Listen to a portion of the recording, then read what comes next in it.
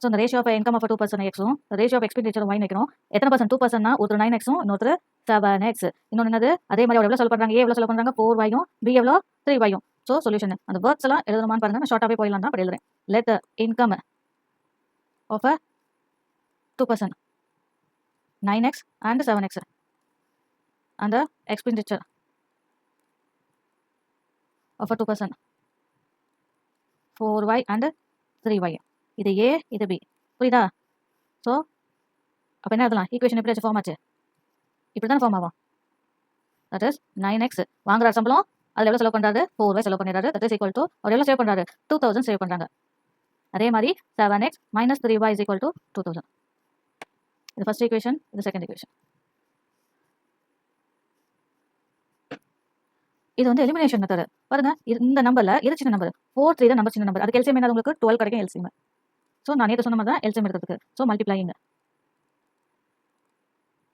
இங்கே 12 கிடைக்கணும், இங்கேயும் 12 கிடைக்கணும். அப்போ என்ன பண்ணணும் 3 ஆல் இன்ட்டு பண்ணணும். மல்டிப்ளைங் ஈக்குவேஷன் 1 பை எதால 3 ஆல் அண்ட் ஈக்குவேஷன் 2 பை இங்கே என்ன கிடைக்கும் 12 கிடைக்கிறதுக்கு 4 3 பார்க்கலாமா? ஃபர்ஸ்ட் ஈக்குவேஷன் என்ன உங்களுக்கு நான் 3 ஆல் மல்டிப்ளை பண்ணுறேன். 3 9x minus 4y is equal to 2000.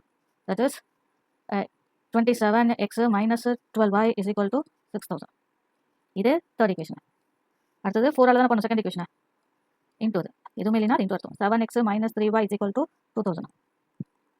That is 28x minus 12y is equal to 8000.